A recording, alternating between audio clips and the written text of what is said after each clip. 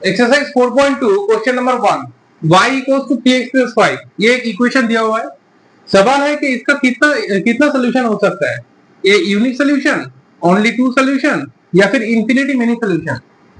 तो हमें ये चेक करना होगा कि इसका आंसर क्या होगा, ए सोल्यूशन और दो सोल्यूशन या फिर infinitely many solution.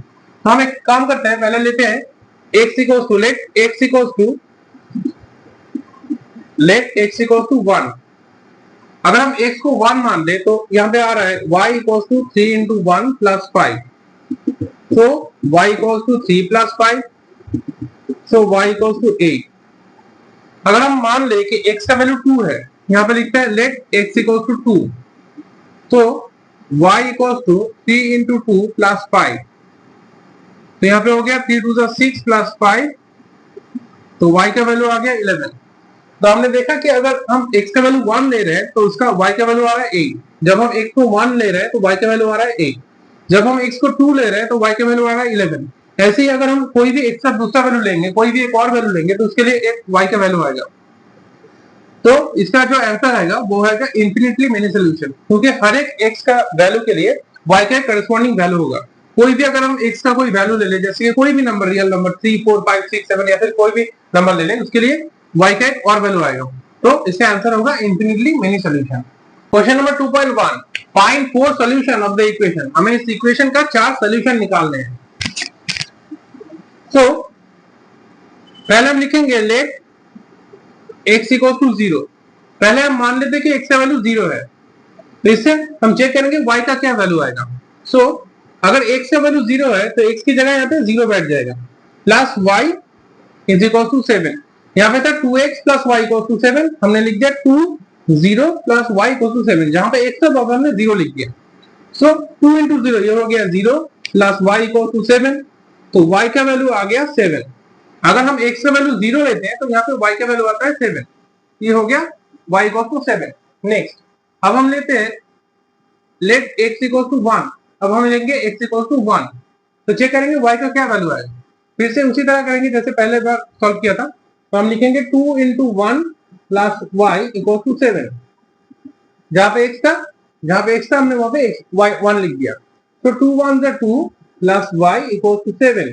So y equal to 2 चला जाएगा उस तरफ, 7 माइनस 2, तो y इक्वल टू हो गया 5।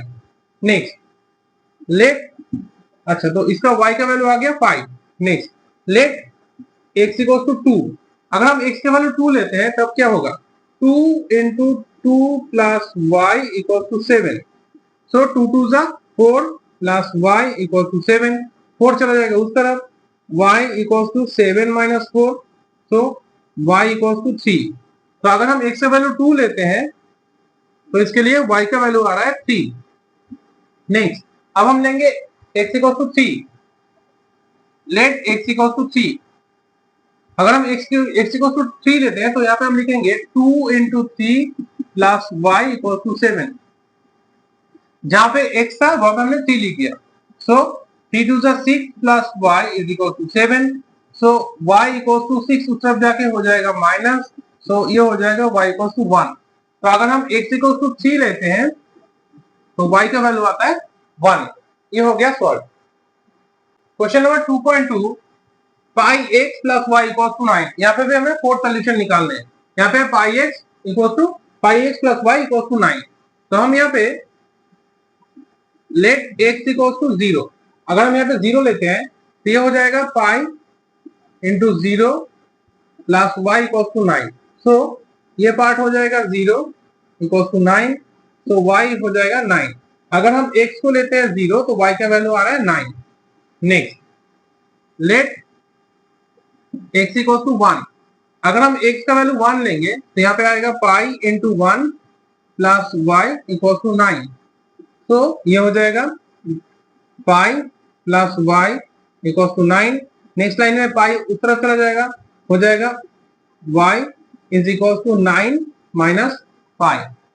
नेक्स्ट अगर हम लिखेंगे लेट, अच्छा इसका वैल्यू क्या था, x इक्वल टू 1 और y equal to x equal to 1 और y equal to 9 minus 5।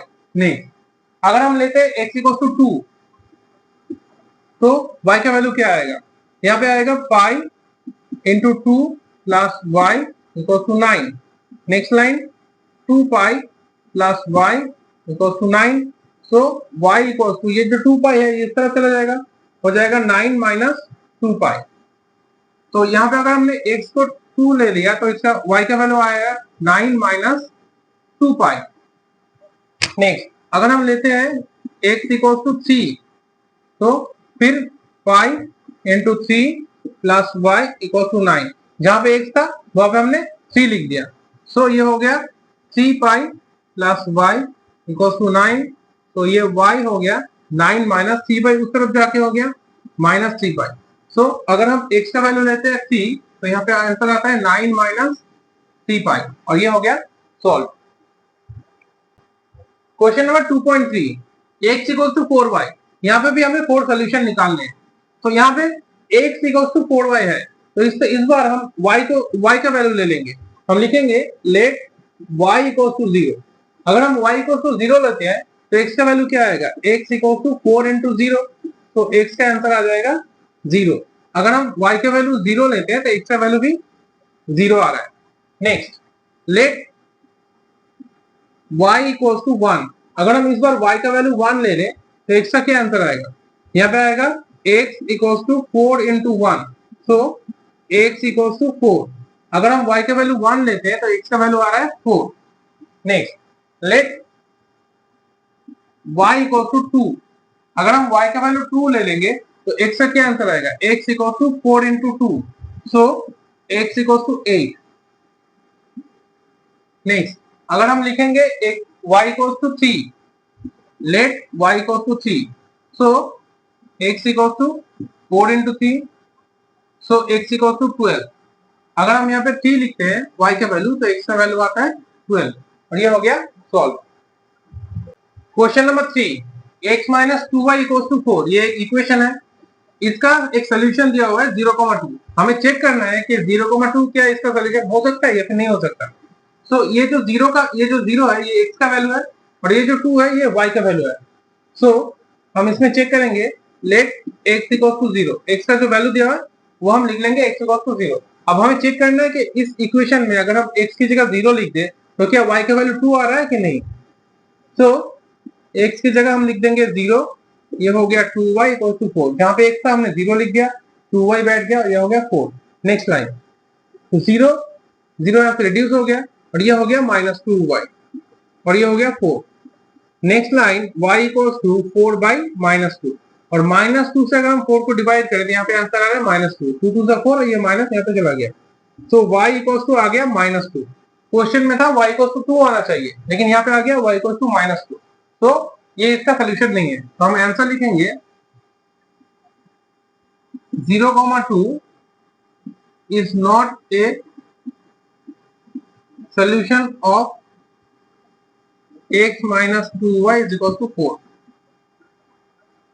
Question number 3.2 same equation लेकिन यहाँ पे आंसर है 2,0। यहाँ पे जो सोल्यूशन दिया है वो है 2,0। मतलब इस बार x का वैल्यू 2 है और y का वैल्यू 0 है। तो हमें चेक करना है कि ये दोनों नंबर इसका सोल्यूशन हो रहा है कि नहीं। तो लेट x इक्वल टू 2। अगर हम मान लेते हैं x का वैल्यू 2 है तो यहाँ पे आ गया 2 माइनस 2y इक्वल टू 4। तो यहाँ पे आ गया 2 minus 2y is equal to 4। Next line minus 2y, ये जो 2 था ये इस तरफ चला गया, हो जाएगा 4 माइनस 2। प्लस 2 था इस तरफ प्लस था, यहाँ पे आके हो गया माइनस 2। ये हो गया minus 2y equal to 2। So next line y equal to 2 by ये जो माइनस 2 था ये इसके नीचे चला जाएगा, 2 और 2 डिवाइड होके 1 हो गया, आंसर आ गया माइनस 1। तो यहाँ पे y का वैल्यू आ रहा है माइनस 1 लेकिन यहाँ पे y का वैल्यू दिया हुआ था 0। सो हम आंसर लिखेंगे 2,0 is not a solution of x minus 2y equal to 4। Question number 3.3 same equation, इस बार सोल्यूशन दिया हुआ है 4,0। इस बार सोल्यूशन दिया हुआ है 4,0। तो हमें चेक करना है कि ये 4,0 इसका सोल्यूशन आ रहा है कि नहीं। सो हम लिखेंगे लेट x इक्वल टू 4। जो वैल्यू दिया हुआ है x का 4। अब हमें चेक करना है y का वैल्यू 0 आ रहा है कि नहीं। तो अगर हम x की जगह 4 लिख दे तो ये इक्वेशन कुछ ऐसा दिखेगा 4 माइनस 2y इक्वल टू 4, क्योंकि x की जगह हमने 4 लिख दिया। Next line minus 2y equal to 4, और ये जो 4 था ये चला जाएगा इस तरफ, यहाँ पे प्लस था तो यहाँ पे आके हो गया माइनस, यहाँ पे कुछ नहीं था मतलब इसके आगे प्लस था, तो ये जो 4 था ये उस तरफ जाके हो गया minus. Next line minus 2y, 4 minus 4 is 0, so y equals to 0 by minus 2, ये जो माइनस 2 था इसके नीचे डिवाइड हो गया, तो 0 equals to y equals to 0 से डिवाइड हो गया, ये हो गया 0। तो यहाँ पे सवाल था 4, 0, मतलब x का वैल्यू अगर 4 है तो y का वैल्यू 0 आना चाहिए। तो यहाँ पे हाँ ये आ रहा है, x का वैल्यू अगर 4 है तो y का वैल्यू 0 आ रहा है। हम यहाँ पे आंसर लिखेंगे 4, 0 is a solution of x minus 2y is equal to 4।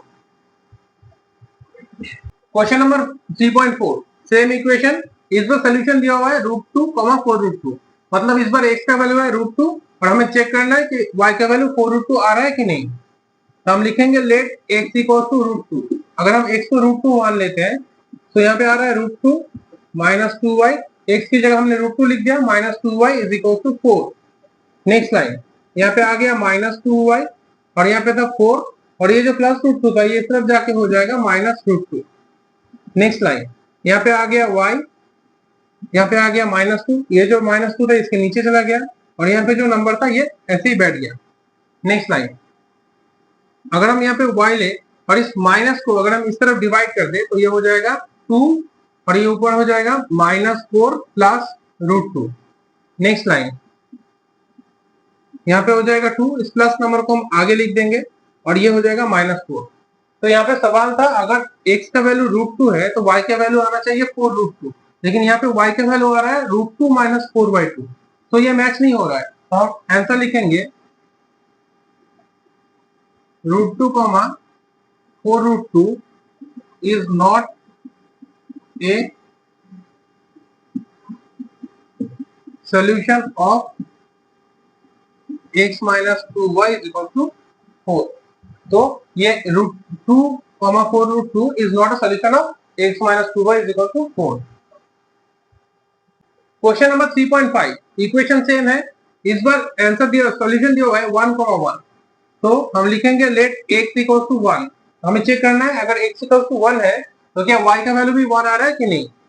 So x की जगह हम लिख देंगे 1, तो ये x था यहाँ पे 1 हो गया, बाकी का इक्वेशन ऐसे ही बैठ गया। So 1 minus 2y is equal to 4। Next line है -2y, ये जो 1 था ये चला गया उस तरफ, हो गया 4 माइनस 1, यहाँ पे +1 था यहाँ पे जाके हो गया -1, तो ये हो गया -2y इक्वल टू 3, 4 से 1 माइनस होके हो गया 3। Next line y equals to 3 by -2, तो यहाँ पे जो माइनस था हम इसको न्यूमरेटर में लिख देंगे, तो ये आ गया y इक्वल्स टू -3/2। लेकिन यहाँ पे सवाल था अगर x का वैल्यू 1 है तो y का वैल्यू आना चाहिए 1, लेकिन यहाँ पे y का वैल्यू आ रहा है -3/2, तो ये इक्वेशन का सोल्यूशन नहीं हो सकता। तो हम आंसर लिखेंगे